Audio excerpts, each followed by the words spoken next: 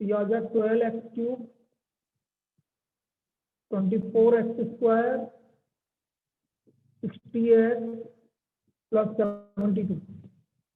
12 common आ गया, ये हो गया x³ minus 2x² minus 5x plus 6। अब देखो हमें फैक्टर देखना है भाई, एक फैक्टर तो हमें पता करना ही पड़ेगा इस केस में। तो मैं ये देख रहा हूँ कि यदि मैं x इक्वल टू 1 रखता हूँ तो 0 आ रहा है, x इक्वल टू 1 रखने पर 0 आ रहा है। तो जैसे x इक्वल टू 1 रखा, मतलब इसका एक फैक्टर क्या हो गया, x minus 1। x equal to 1 रखने पर 0 आ रहा है, तो इसका एक फैक्टर x माइनस 1 आ गया। एक सेकंड में सही कर रहा हूँ इसमें।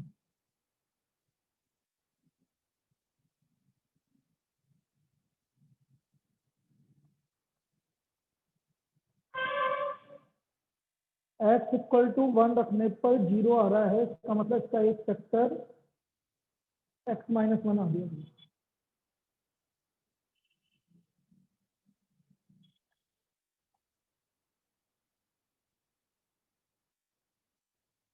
अब x इक्वल टू 1 रखने पर 0 आ रहा है, तो एक फैक्टर x माइनस 1 हो गया आपका। बाकी फैक्टर कैसे निकालेंगे समझो।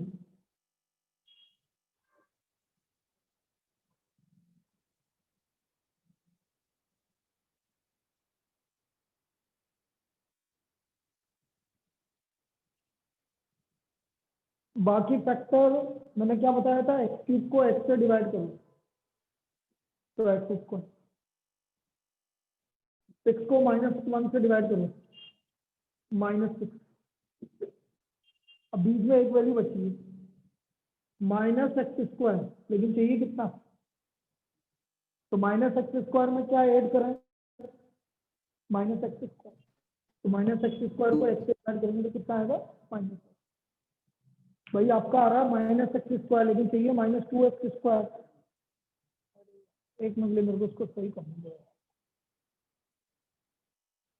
और आ रहा है -2x²।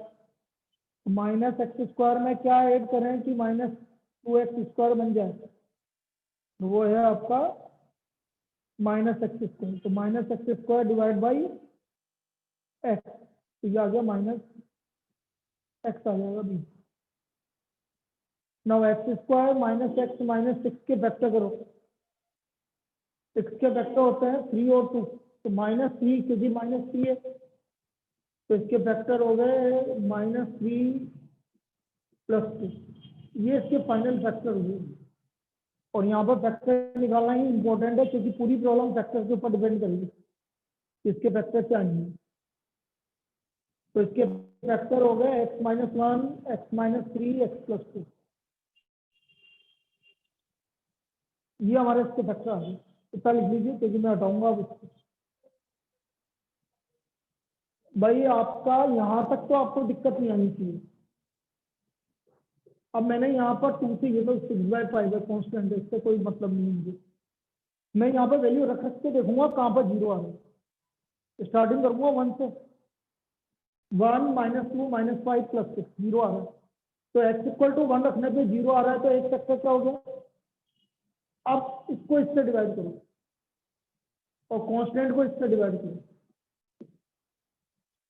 अब बीच में एक वैल्यू बचती है बस, -1 x² से मल्टीप्लाई होकर कितना आ गया, चाहिए कितना, तो बेटा इसमें -x² ही तो ऐड करेगी, जब तो माइनस है, तो -x² डिवाइड बाई x। अब ये -x आ गया। अब हमारे फैक्टर -6 है, तो 6 के फैक्टर क्या होता है 3 और 2, लेकिन -1 चाहिए, तो -3 और +2, -3 और प्लस, ये इसके फैक्टर। तो इसके फैक्टर आ गए 6/5 x माइनस 1, x माइनस 3 और x plus 2। Now 8 increasing, increasing for the effect to be increasing f dash x must be greater than 0। By 5 x minus 1 x minus 3 x plus 2 greater than 0। तो x minus 1 x minus 3 x plus 2 number line पे आ जाओ। ये आ गया सबसे कम -2 1 3 plus minus plus minus. तो यहाँ से क्या पता कर रहा है कि कहाँ पर इंक्रीजिंग है? बोलिए भाई, ऑनलाइन भी बोलो। therefore fx is increasing on -2 to 1 union 3 to infinity। fx is increasing on -2 to 1 union 3 to infinity। ये आपका वो इंटरवल हो गया जहां पर उसकी फंक्शन इंक्रीजिंग है। अब हम डिक्रीजिंग की बात करते हैं।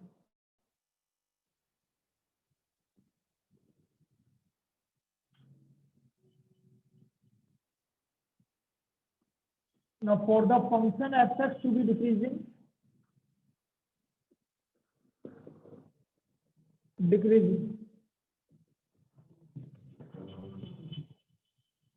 for the function fx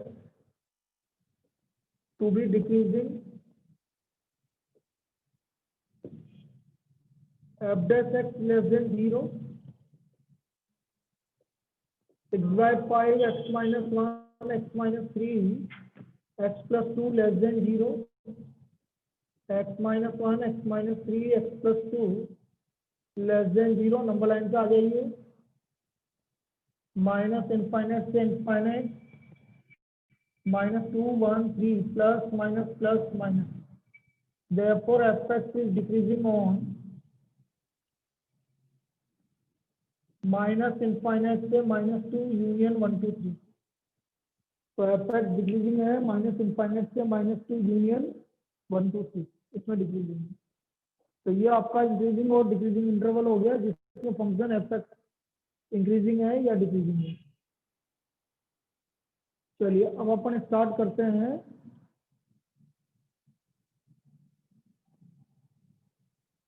trigonometry वाला पार्ट।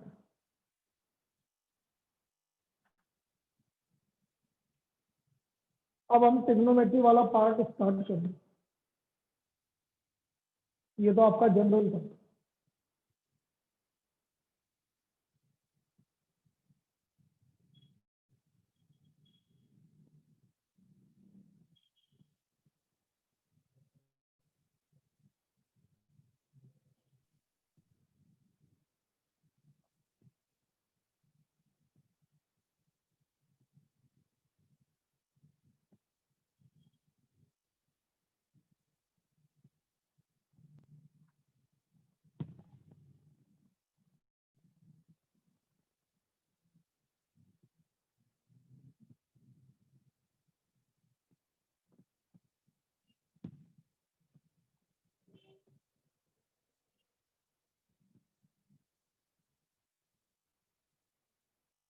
देखो, find the intervals in which the function fx equal to sin 3x x belongs to 0 to pi by 2, 0 से pi by 2 close interval is increasing or decreasing, is increasing or decreasing। अब 0 से pi by 2, 0 भी include है और pi by 2 भी include है। तो हमें वो इंटरवल निकालना है जहां पर कि ये फंक्शन इंक्रीजिंग या डिक्रीजिंग है। You have to find the interval in which the function fx equal to sin 3x is increasing or decreasing। तो सबसे पहले हम इसका f dash x निकाल लेंगे।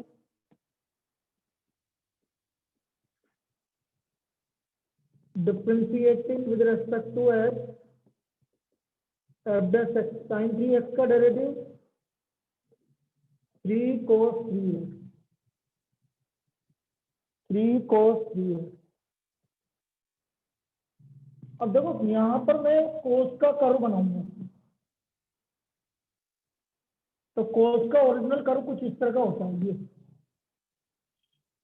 यहाँ 0 होता है, यहाँ π/2 होता है, यहाँ 3π/2 होता है और यहाँ 5π/2 होता है।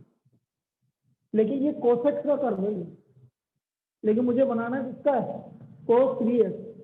तो cos x से कर्व से cos 3x का कर्व कैसे बनाएंगे, हम 3 से डिवाइड कर देंगे। हम 3 से इसको डिवाइड कर देंगे। तो मैंने इसको 3 से डिवाइड कर दिया। 0 डिवाइड बाई 3 0 नहीं, ये π/2 था ना। हाँ, तो π/2 को 3 से डिवाइड करो, π/6। 3π/2 को 3 से डिवाइड करो, π/2। ये लो, ये π/2 तक आ गया। तो मुझे तो 0 से π/2 चाहिए था, 0 प्लस। दोबारा समझा रहा हूँ, रुक जाओ। हमें cos 3x का कर्व बनाना है, तो पहले ओरिजिनल cos x का कर्व बनाइए। ये cos x का कर्व बना लिया। 0 यहाँ है π/2, 3π/2। अब मुझे 3x का कर्व बनाना है, तो मैं क्या करूंगा, 3 से डिवाइड करूंगा।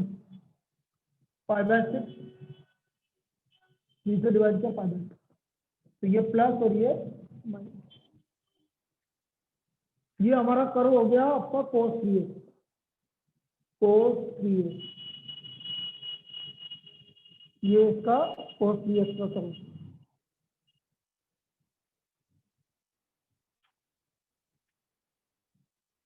Now A increasing.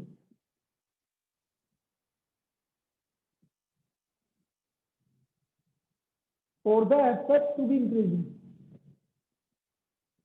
For the fx to be increasing, f dash x must be greater than 0. 3 cos 3x must be greater than 0. ठीक है, तो cos 3x is greater than 0।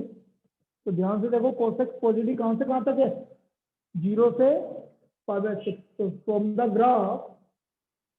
from graph it is clear that fx is increasing on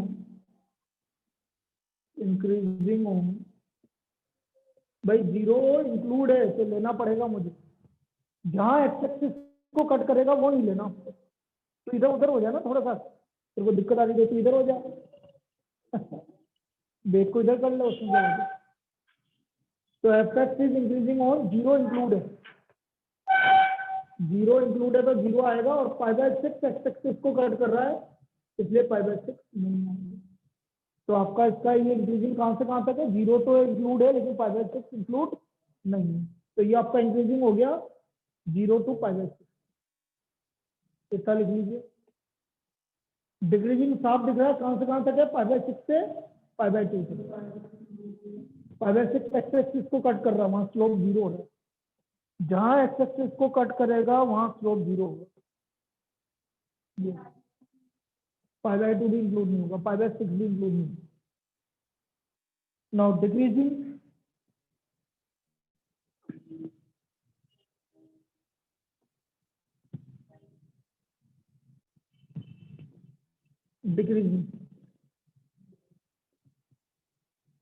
for the fx to be decreasing,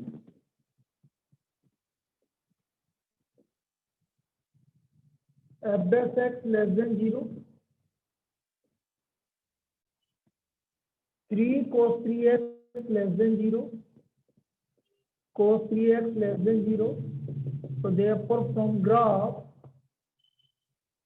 it is clear that fx is decreasing on π/6 to π/2। fx decrease हो रहा है π/6 से π/2। और यदि कभी भी कोई दिक्कत आए तो आप दो कर्व याद रखो, एक तो fx equal to sin x का कर्व याद कर लो बस। ये कर्व इस तरह का बनेगा, sin x का कर्व अभी आगे आएगा सामने। इस तरह का कर्व बनेगा, 0 पाई 2 पाई 3 पाई माइनस पाई माइनस 2 पाई, और एक fx equal to cos x का कर्व। जो अभी मैंने बनाया था, 0 π/2, 3 π/2, 5 π/2, -π/2, -3 π। बस ये दो कर्व याद रख लीजिए, इसी से बनेंगे सारे कर्व। एक तो fx equal to sin x से और एक fx equal to cos x। तो अभी बनाता रहूंगा, लेकिन ये दो कर्व से ही सारे कर्व बनेंगे।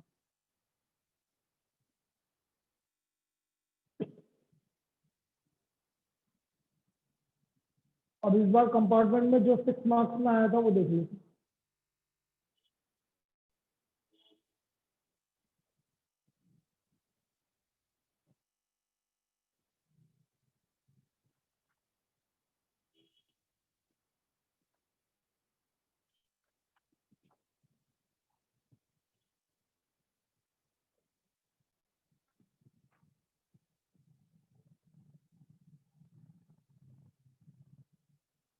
Next,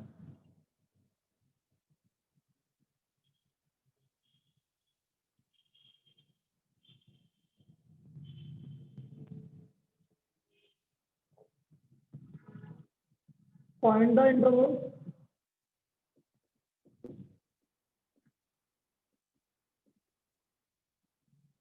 in which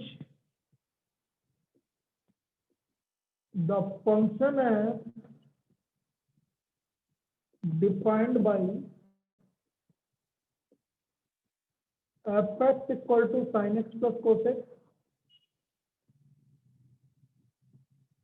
x is greater than equal to 0, less than equal to 2 pi, is strictly increasing or decreasing, strictly increasing or decreasing।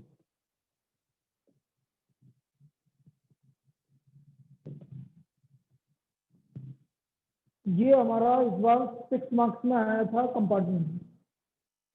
Find the interval in which the function f defined by fx equal to sin x plus cos x, x is greater than equal to 0, less than equal to 2 pi, is strictly increasing or decreasing।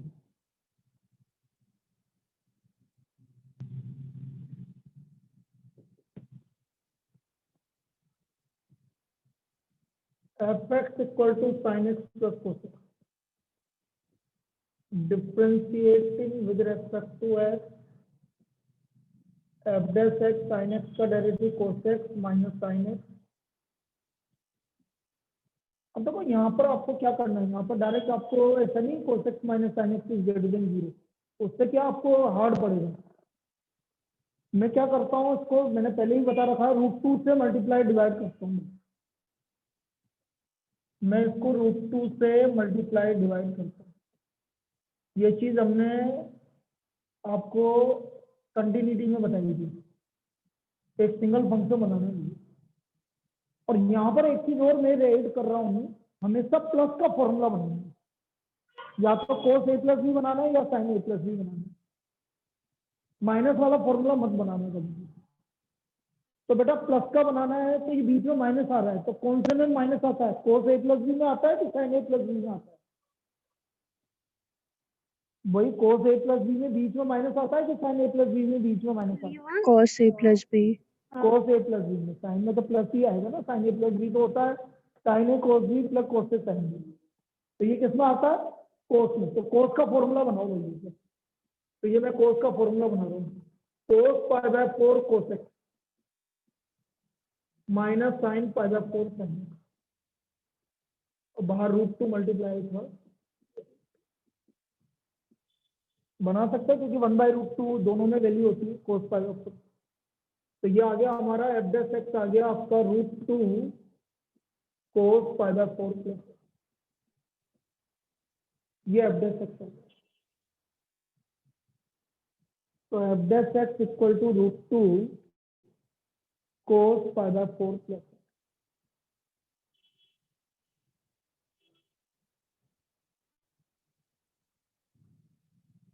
अब मैंने अभी cos का curve बनाया था, तो आप original curve बना लो, क्योंकि यहाँ डॉटेड लाइन इसलिए बना रहा हूँ मैं क्योंकि बेटा यहाँ x नहीं है, π/4 प्लस x, देखो ये cos का कर्व। यहाँ ओरिजिनल 0 है, अभी चेंज होगा। यहाँ π/2 है, 3π/2 है, यहाँ पर 5π/2 है, यहाँ पर प्लस π/4 आता है। तो उल्टा चलता है हमेशा, प्लस है तो माइनस करना है, माइनस है तो प्लस करना है, मल्टीप्लाई है तो डिवाइड करना है, डिवाइड है तो मल्टीप्लाई करना है, तो मतलब माइनस करना है। करो 0 में -π/4 करो, कितना बचा? तो ये आ गया -π/2 में -π/4 कितना बचा? 3π/2 -π/4 करो, कितना बचा? 5π/4। 5π/2 -π/4 करो, कितना बचा? 9π/4। 2π से ज्यादा आ जाएगी। अब देखो मुझे चाहिए 0 से 2π, तो 0 यहाँ कहीं लाई कर रहा है, देखो माइनस और प्लस के बीच, और 2π यहाँ कहीं लाई कर रहा है, प्लस माइनस। दोबारा बना रहा हूँ, दोबारा से समझो। पहले आप कोसेक्स का ओरिजिनल कर्व बनाओगे, ये ओरिजिनल कर्व बनाओगे।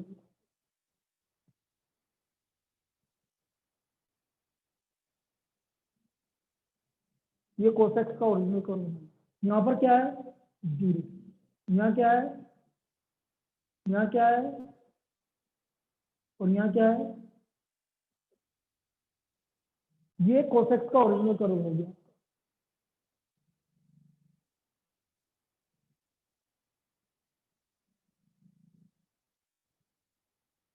अब देखो मुझे बनाना है π/4 प्लस एक्स, मतलब x प्लस π/4 प्लस है, तो आपको सब में क्या करना पड़ेगा? माइनस।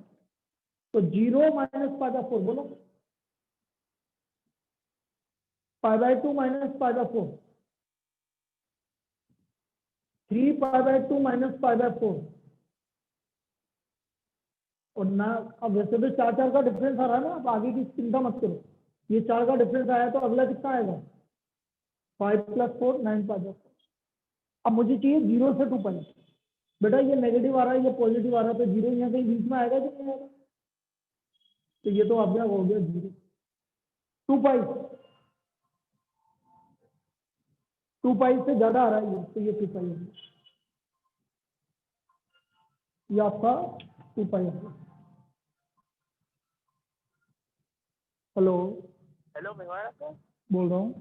जी सर मैं हर्षित। हाँ बेटा बोल।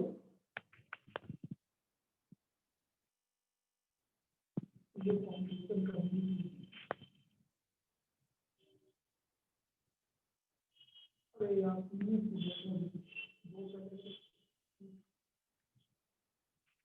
चालू नहीं है, अभी चालू नहीं करेंगे, 3 दिन से नहीं करेंगे यार, कम से कम 5 तो हो जो चालू करेंगे।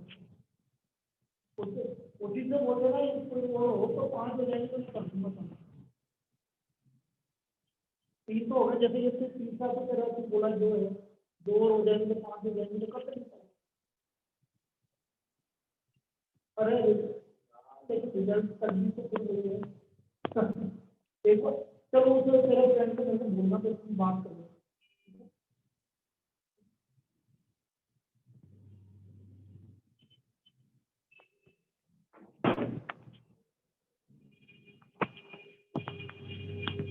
चलिए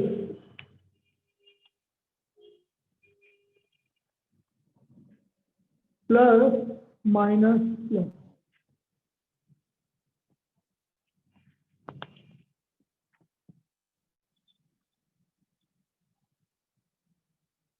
यहाँ तक कोई दिक्कत नहीं। अब इंक्रीजिंग साफ दिख रहा है, कहाँ से कहाँ तक है?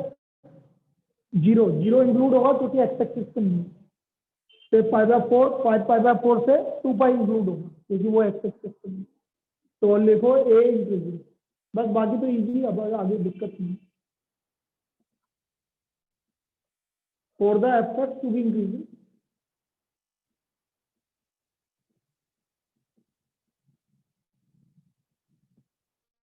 f dash x must be greater than 0।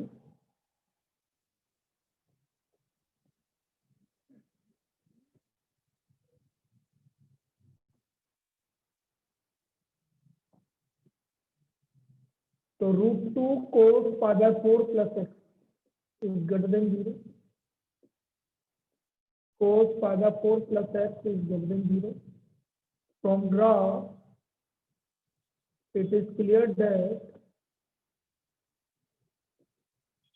fx is increasing on, strictly increasing on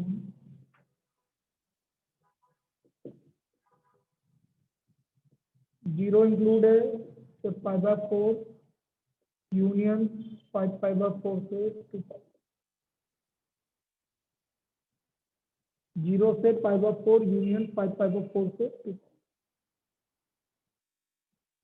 ना बी डिक्रीजिंग, स्ट्रिक्टली इंक्रीजिंग है भैया, स्ट्रिक्टली की बात कर रहे हैं। वैसे तो स्ट्रिक्टली और हमने इंक्रीजिंग सेम ही मान लिया, स्ट्रिक्टली डिक्रीजिंग, चाहे स्ट्रिक्टली लिखा हो चाहे डिक्रीजिंग इंक्रीजिंग लिखा हो, एक ही बात है। For the effect to be strictly decreasing,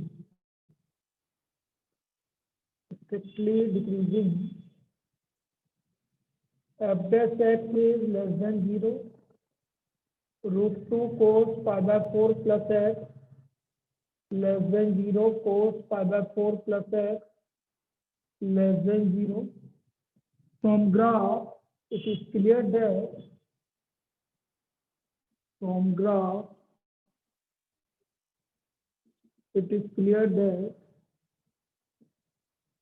fx is strictly decreasing on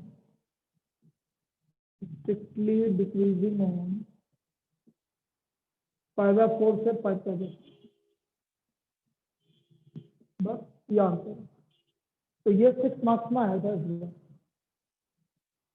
तो fx is strictly decreasing on pi by 4 to pi by 4।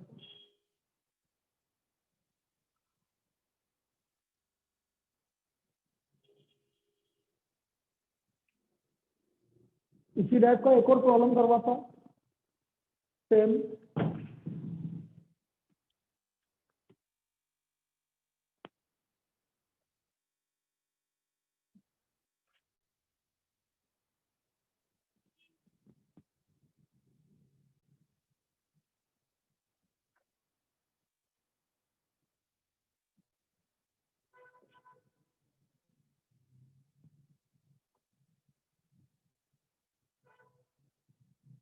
Find the interval in which the function fx equal to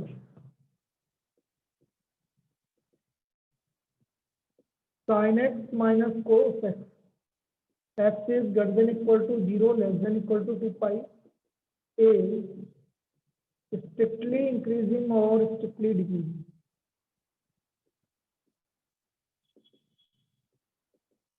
अब मैंने इसमें minus कर दिया बीच में, तो same problem है, बस प्रैक्टिस के लिए हमने क्या कर दिया, माइनस कर दिया बीच। अब मुझे ये निकालना है कि ये फंक्शन स्ट्रिक्टली इंक्रीजिंग या स्ट्रिक्टली डिक्रीजिंग कब है। fx equal to sine x minus cos x, f dash x cos x plus sine x,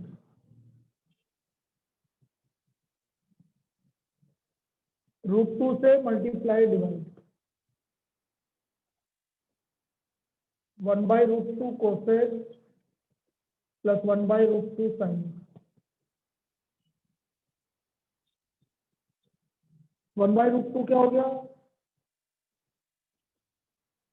अब देखो मैंने क्या बोला, प्लस का आ रहा है बीच में, बनाना प्लस का ही फॉर्मूला है, तो प्लस का फॉर्मूला किसमें आता है, साइन में आता है, कोस में आता है, साइन में आता है। तो मुझे साइन का फॉर्मूला बनाना है, तो साइन ए प्लस बी होता है साइन ए कोस बी, तो कोस तो आ रहा है तो इसको साइन पाई बाय 4 रखना पड़ेगा, plus cos pi by 4 sine, इस तरह से लिखेंगे sine pi by 4 cos x plus cos pi by 4 sign.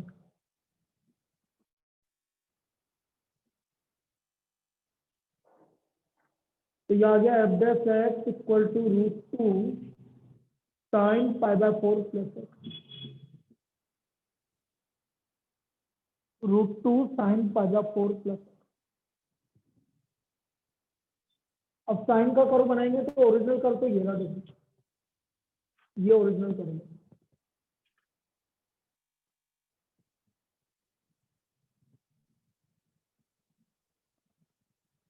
ना 0 ना पाई बाय 2। अब देखो प्लस पाई बाय 4 है तो माइनस करो, यहाँ माइनस पाई बाय 4 हो गया,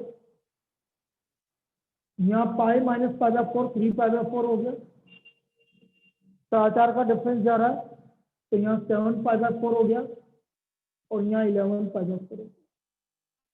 0 माइनस पाई बाय 4 के जस्ट इधर होगा, ये 0 हो गया। 2 पाई 7 पाई बाय 4 के जस्ट बाद में होगा, ये plus minus.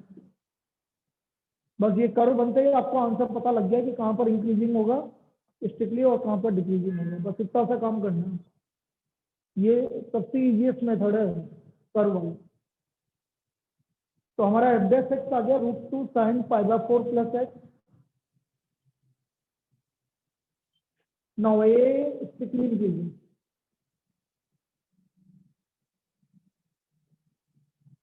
strictly increasing.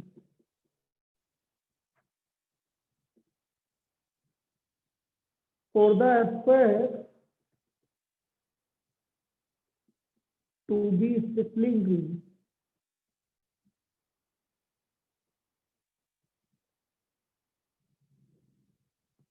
f dash x must be greater than 0. √2 sin pi by 4 plus x, ये कर्व आपका sin pi by 4 plus x का है, मस्ट बी ग्रेटर देन 0। √2 हटा दो, sin pi by 4 plus x greater than 0।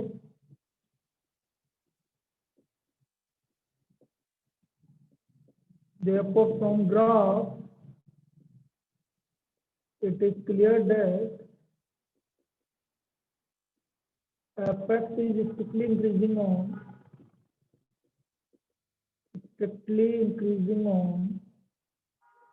0 include होगा, 0 से 3 pi by 4 union 7 pi by 4 से 2 पाई। ये आपका स्ट्रिक्टली इंक्रीजिंग इंटरवल है, 0 से 3 pi by 4 union 7 pi by 4 से 2 pi. Now B strictly decreasing,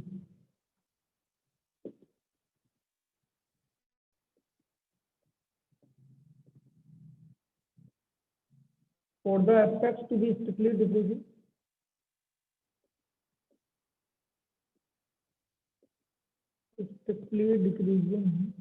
f dash x less than 0, √2 sin pi by 4 plus x less than 0, sin pi by 4 plus x less than 0. So therefore, from graph, it is clear that fx is strictly decreasing on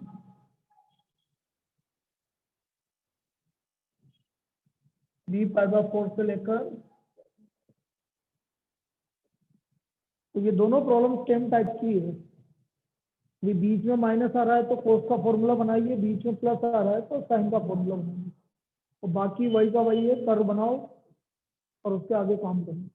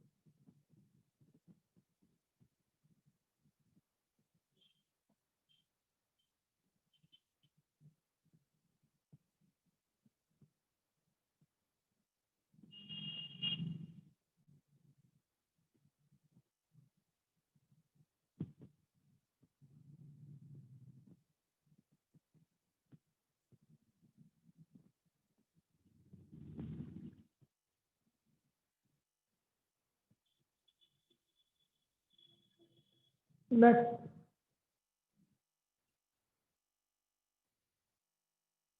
तो आज में तो ये करवा दूंगा, लेकिन अभी क्या है अपन कल भी लेंगे इसको। बाकी जो भी प्रॉब्लम बची हुई है, चाहे एनसीईआरटी की चाहे कुछ भी, तो वो कल कंप्लीट कर लेंगे। तो कल अपना इंक्रीजिंग डिक्रीजिंग कंप्लीट हो जाएगा। परसों का तुम्हें ऑफ चाहिए तो परसों का ऑफ चाहिए 1 तारीख का। क्या करें, मुझे कहीं नहीं जाना इस बार। हाँ मतलब ये तुम बोलो कि सर आपको काम होगा इसलिए देंगे इस बार मुझे। तो वैसे भी 31 को तो तुम्हें बहुत सारी चीज़ें पता लग जाएगी। एक दिन आराम करके फिर वापस से चालू हो जाओ। हैं? आएगा पक्का है, 31 को बता देंगे कब से चालू होगी। ये टाइम टेबल नहीं आएगा, बस ये बता देंगे कब से चालू होगी। हाँ अप्रोक्स आइडिया देंगे, टाइम टेबल नहीं आएगी।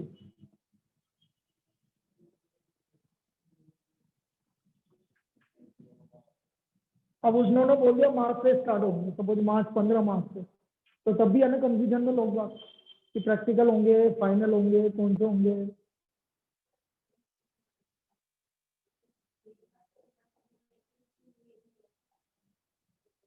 हाँ वही है, वो तो मार्च के लास्ट वीक में चालू होगी तो पक्का है। 1 महीने लेट करेंगे मतलब कुल मिला के। अब उसमें प्रैक्टिकल, हाँ वो तो खैर सब यही बोल रहे हैं कि प्रैक्टिकल बाद में होगा।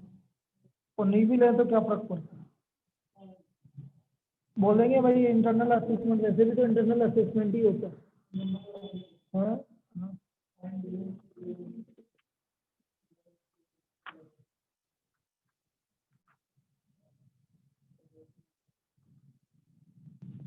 चलिए देखो, find the interval in which the function f(x) equal to 4 sin x minus x into 2 plus sin x, या ऐसे लिख दो आप -2x minus x cos x upon x 2 plus cos x, x greater than equal to 0 less than equal to 2 pi is strictly increasing or strictly decreasing, is strictly increasing or strictly decreasing. f(x) equal to 4 sin x minus 2x minus x cos x upon 2 plus cos x. X is greater than equal to 0 less than equal to 2 pi is strictly increasing or strictly decreasing.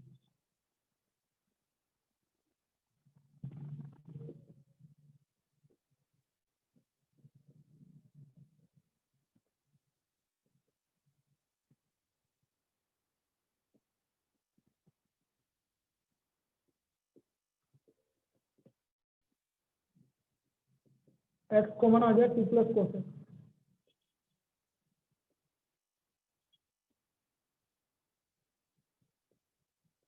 Four sin x upon 2 plus cos x, अलग अलग कर लो।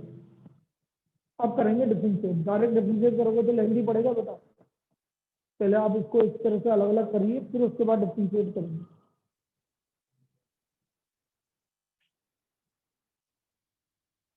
Now differentiating with respect to x,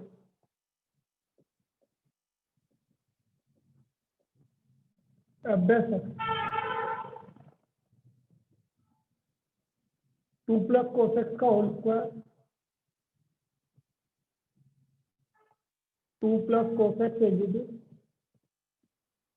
4 sin x का derivative 4 cos x minus 4 sin x additive और cos 2 का 0 cos x का minus sin x, ये तो इसका हो गया। और x का अलग से 1, ये x का डेरिवेटिव 1 आ गया।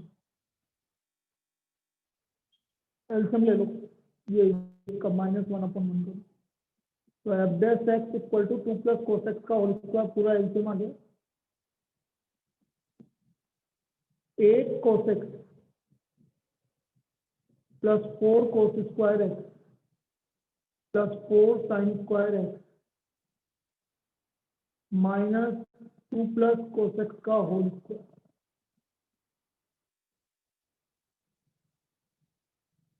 अब देखो इन दोनों में से क्या कॉमन आ रहा है 4, तो अंदर क्या बचा 1 भाई 4 कॉमन आया तो cos square X plus sine square x क्या हो गया 1 हो गया। तो ये आ गया हमारा एफ डैश है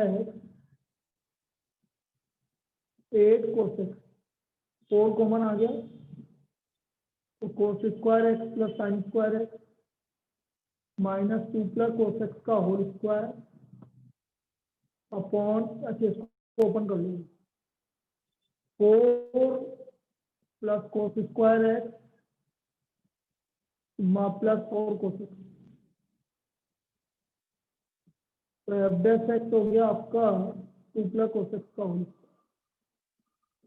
8 cos X plus 4 minus 4 minus cos square X minus 4 cos X, 2 plus cos X का होल स्क्वायर। तो एफ डैश एक्स आ गया आपका 4 cos x minus cos square x 2 plus cos X का होल, cos एक्स कॉमन आ गया, यहाँ बचा 4 minus cos x upon 2 plus cos X का whole. लिखो यहाँ पे, ये आपका एफ डैश एक्स है।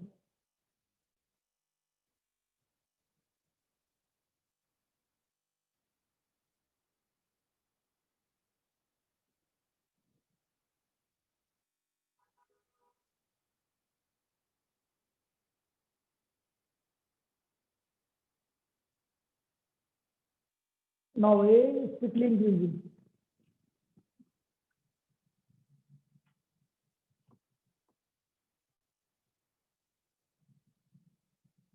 A is strictly increasing.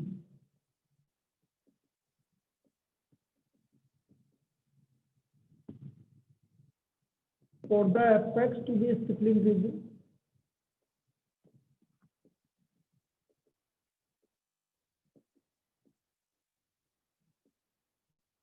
f dash x must be greater than 0. Cos x 4 minus cos x upon 2 plus cos x का whole square must be greater than 0. अब देखो यहाँ पर सिर्फ cos x is greater than 0 बचा, because 4 minus cos x is always greater than 0. क्यों? और ये भी greater than 0. 4 minus cos x हमेशा पॉजिटिव आएगा भाई। cos x की वैल्यू लाई करती है -1 से +1 के बीच में, और मैं बोल रहा हूँ 4 माइनस cos x, तो 4 माइनस cos x तो हमेशा पॉजिटिव ही आएगा। यदि मैक्सिमम वैल्यू रखते हो 1 तो 3 आ रही है इसकी वैल्यू, मिनिमम वैल्यू रखते हो -1 तो 5 आ रही है, तो मतलब इसकी वैल्यू 3 और 5 के बीच में रहेगी, तो पॉजिटिव रहेगा। और नीचे वाला 2 प्लस cos x का होल स्क्वायर ये भी हमेशा पॉजिटिव ही रहेगा, ये भी नेगेटिव नहीं हो सकता। तो जो पॉजिटिव हो उसको हटा दो आप, cos x पॉजिटिव तो बेटा cos x का कर तो ये ना 0 π/2 से 3π/2 ये, और ये 2 plus minus plus. So therefore f(x) is strictly increasing on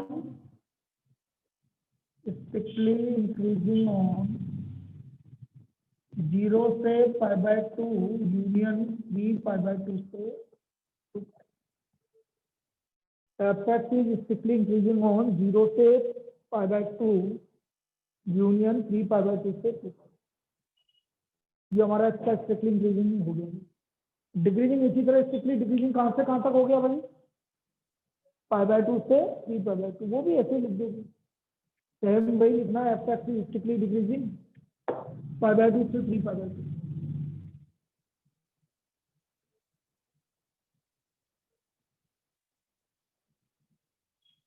B is strictly decreasing.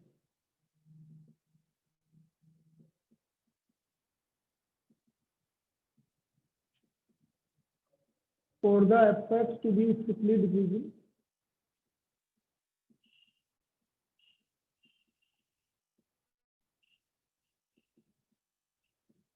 f(x) is less than 0,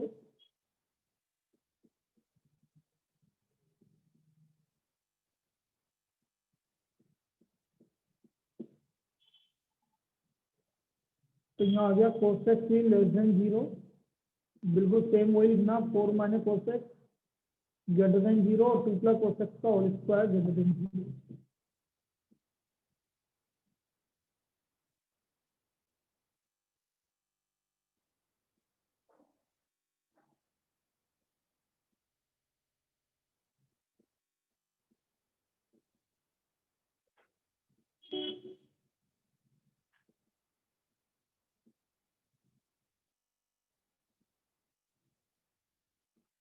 π/2 से ये हो गया। चलिए अब हम 10 मिनट के बाद मिलते हैं। अब आपका होमवर्क देख लीजिए, कर लिया कि नहीं करा, उसके आगे चालू करेंगे फिर हम।